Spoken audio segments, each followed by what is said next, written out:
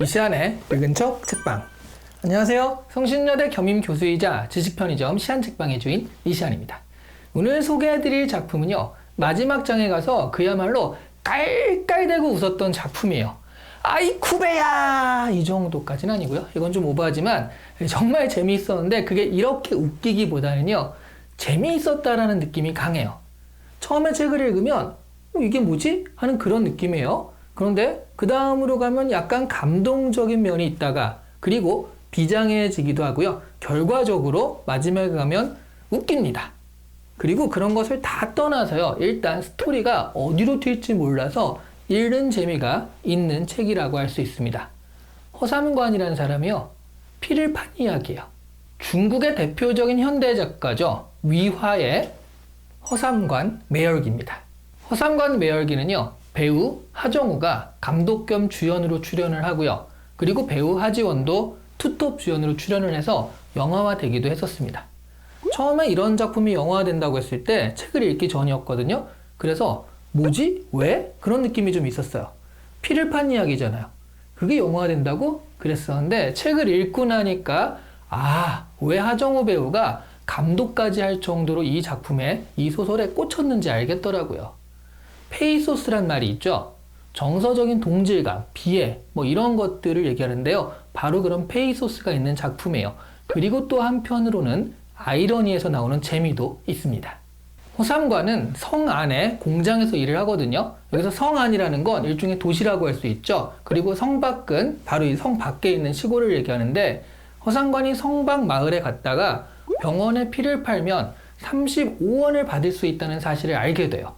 이게 어느 정도 돈이냐 하면 피 한 번 팔고 허삼관이 결혼 자금을 마련할 정도의 돈이었습니다.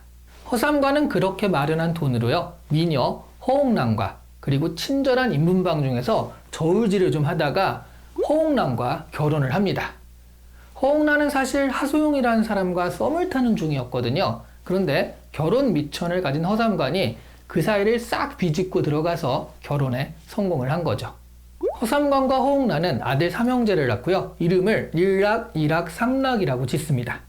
이름만 보면 좀 성의 없어 보이지만 애정만큼은 대단했거든요. 그런데 첫째 일락이 9살 무렵이 되자 첫째가 허삼관을 닮지 않고요, 그 전에 썸 탔던 인물 있죠, 하소용을 닮았다는 소문이 돌기 시작합니다.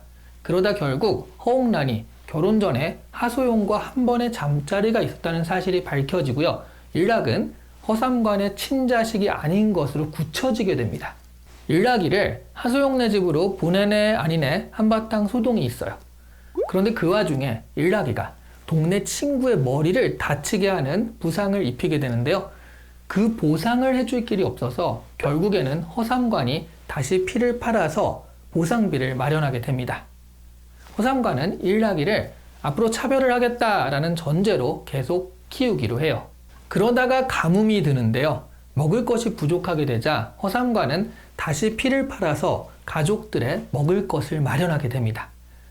그 와중에요, 일해서 번 돈은 다 같이 써도 되는데 피 팔아 번 돈은 피부치가 아닌 일락이를 위해서는 못 쓰겠다면서 식구들이 국수 먹으러 가는데 일락이만 빼고 가죠. 일락이는 마음의 상처를 받고 가출을 하게 되고요. 결국 허삼관은 일락이를 찾아서 입으로는 온갖 용을 다 하면서도 국수를 사줍니다. 아들들이 성장해서요, 문화혁명의 여파로 일락이와 이락이는 농촌으로 가서 일을 해야 했어요.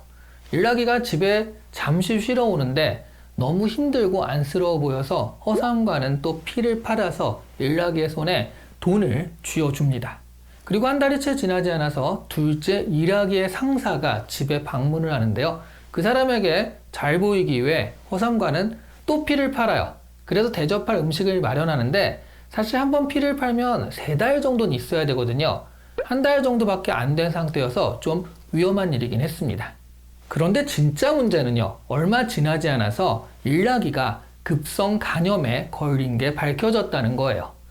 상하이의 큰 병원에 가서 치료받지 않으면 안 된다고 해서 일단 허삼관은요, 일락이와 아내를 상하이로 먼저 보내고요, 피를 팔아서 병원비를 마련하라고 합니다.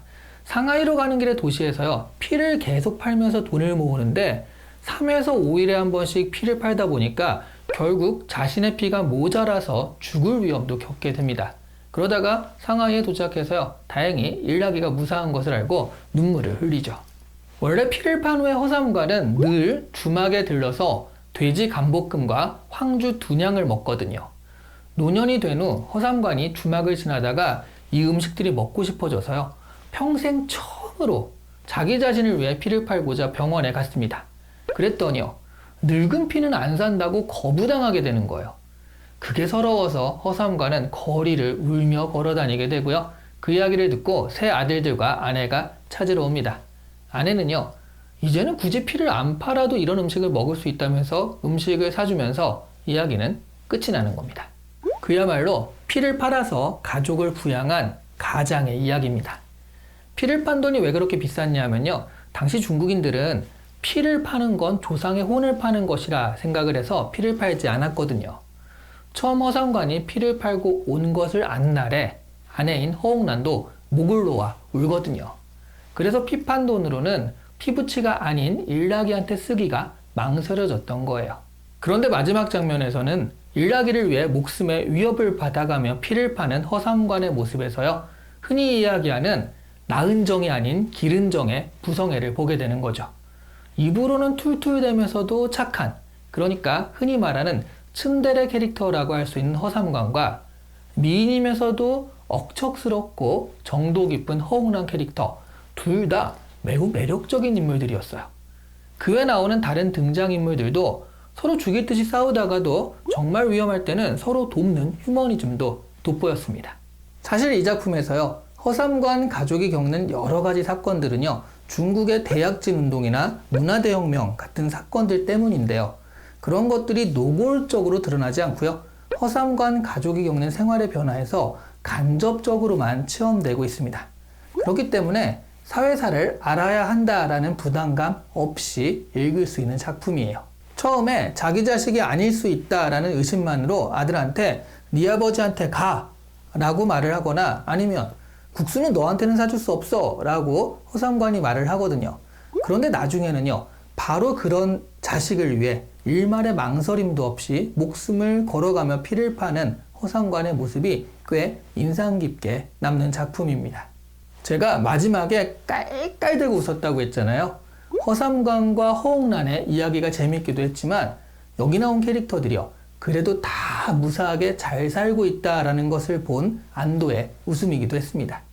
그래서 다 본 다음에요, 끈 여운이 매우 깔끔한 작품이에요. 제가 줄거리를 꽤 자세하게 이야기한 것 같지만 사실 빼먹은 게 상당히 많습니다. 그 사이에 디테일하게 휴머니즘들이 숨어 있어요. 해악도 있고 감동도 있는 그런 휴머니즘들이니까 책을 직접 보시면 더 좋을 것 같아요. 오늘 이 시간에 읽은 척 책방은 위화 작가의 허삼관 매열기였습니다. 좋아요와 구독은 시안책방의 피죠. 꾹 누르는 것만으로도 수혈이 가능하니까요, 시안책방에 피를 돌게 해주시길 바랍니다. 지구인 매열기라고 할까요? 감사합니다.